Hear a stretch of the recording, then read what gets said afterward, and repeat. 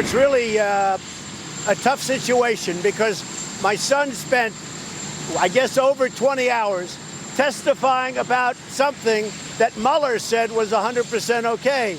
And now they want him to testify again. I don't know why. I have no idea why, but it seems very unfair to me. And joining us now to take up that question and much more, Harmeet Dhillon, managing partner at the Dhillon Law Group and Republican National Committee woman for the state of California. It's great to have you with us, Harmeet. Let's get to the president's question. Why? And we've received word that they've apparently, with the committee, worked out a deal where he will indeed appear for 1 to 2 hours and on a narrow basis respond to questions. Well, I can't think of a proper legislative purpose or an oversight role for the Senate or the House to be asking further questions. This inquiry is over. The Democrats need to accept and come to terms with the fact that they lost and that there was nothing there. And the only thing that could be gained by hauling somebody in to retestify about something that he's already testified about before is to trap that person with some tricky question in a perjury trap. That's not a legitimate function. I'm really disappointed to see the majority leader, Mitch McConnell, going along with Senator Burr's abuse of this process. And I think as nearly the entire Republican Party, I would think, would be, if not the entire Republican Party. We know there are some exceptions made for rhinos, but this is obscene to watch. And to have Mitch McConnell standing there with Roy Blunt on one side and John Barrasso, the leadership of the Republican Party, saying he doesn't tell Burr what to do. As I said earlier in the broadcast, that's clear because we know that it's Mark Warner running the entire Senate committee. It's sickening to watch. I just can't imagine that he is going to be helpful on many issues at all beyond judges. Right. Well, what can I say? I think we've seen the outer limits of what we can expect from these folks. It's disappointing. I hope that we get past this particular episode and move on. But, as we know, Lou, Democrats aren't willing to accept this. The whole point of this whole Russia hoax and inquiry was to gum up the wheels of power in Washington and make sure the president can't get his substantive agenda accomplished. And it's sad to see Republicans being complicit in that goal. Yeah. McConnell should have been with his adjuncts beside him, demanding Mark Warner testify before that committee rather than continue to run it through it's deplorably weak, Senator Richard Burr. Let's turn to some bright news for the country as well as for the president here to see the investigators being investigated. The Attorney General doing exactly what he promised he would do with the Senate Judiciary Committee. He's going after the investigators and their corrupt origins of the witch hunt that amounted to persecution of this president for over 2 years. Well, yes. So I'm encouraged to see the investigation started by Mr. Durham. But on the other hand, I want to put a caution out there, which is that it appears from a recent news article, and of course we don't know how accurate this is, but it looks like the initial reports coming out about this is that it's not actually going to be a full-fledged criminal investigation as yet.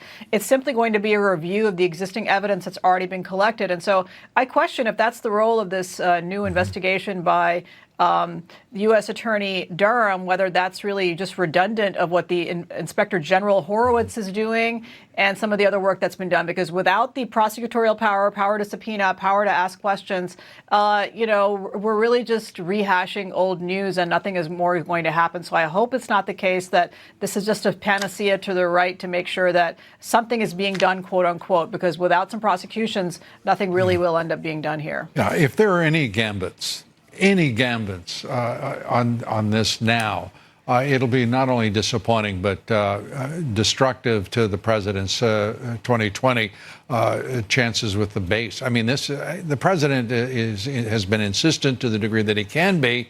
William Barr strikes me as a man of great integrity as well as talent. I don't know the man that Durham that he's put in place, but he has apparently he has a terrific reputation. Do you know him? And what do you think of him personally professionally? I do not know him personally. Professionally, he has an outstanding reputation. And so this is no criticism of him as an individual. It is a question of what powers is he being granted and what is his brief? What is he being asked to do? Now, of course, it could be the case that step one is you review the existing evidence and then determine whether you then want to bring somebody in front of a grand jury for an indictment. So hopefully that is the case, that this is going in phases. But if this is just sort of another Inspector General backward-looking effort, then it is meaningless, because unless people are held accountable, and I mean thrown in prison for violating our laws and abusing the civil rights of American citizens, then we are going to see this repeated again and again and again, and it is a disgraceful chapter in our law enforcement history. You're not instilling great confidence in us tonight, Harmeet, with your outlook for this, for the prospects of this investigation by this U.S. attorney appointed by the Attorney General. Talk to us about what you think is happening. The Judiciary Committee, setting the 21st as the date for the former White House counsel Don McGahn to testify. This is, the president says no. What is going to happen here? Because I have to tell you, I still have never heard of a let alone a president, but anyone's attorney standing up talking to the prosecutors of their client for 30 hours. Well, so this is, to use the overused phrase, kabuki theater. This is theater. They do not expect Don McGahn to actually come and obey that subpoena, because McGahn is a attorney bound not just by political scruples, but by his legal ethics, and he cannot testify against his client's consent without incurring a potential, bar trouble. So the next step after this, when he does not testify, is then we're going to be at a bit of an impasse. Now, I've heard Adam Schiff say publicly that he's weighing things like, issuing fines to witnesses from the Trump administration who will not show up $25,000 a day. That's about as likely as throwing people into the broom closet or the Capitol jail that they keep talking about. It's fantasy island. It's not happening. They don't have authority to do that. So more likely they're going to have to end up trying to get this in front of a judge. And I think it's an impasse. I don't think they're going to be able to do anything with it other than try to do fundraising and advertisements off of it. And you know what? The Republicans should be inventive enough to come up with a response to this nonsense.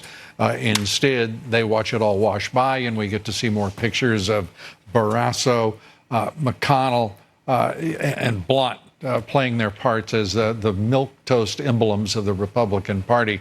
It's a pretty pathetic optic, if you will. You get the last word here, Harmeet. Well, look, I just want to go back to the issue of the, investigation that John Durham is doing. And I would say let's withhold judgment. I don't want to jump to any conclusions yet. I hold out hope that he'll eventually find his mark. I like the way in which you are so optimistic on one hand, but on the other, so skeptical of the prospects on the other. It's fact-based, Lou. It's experience-based and fact-based. You got it, in which case I accept both. Harmeet, thanks so much as always. Harmeet Dhillon. Thanks, Lou.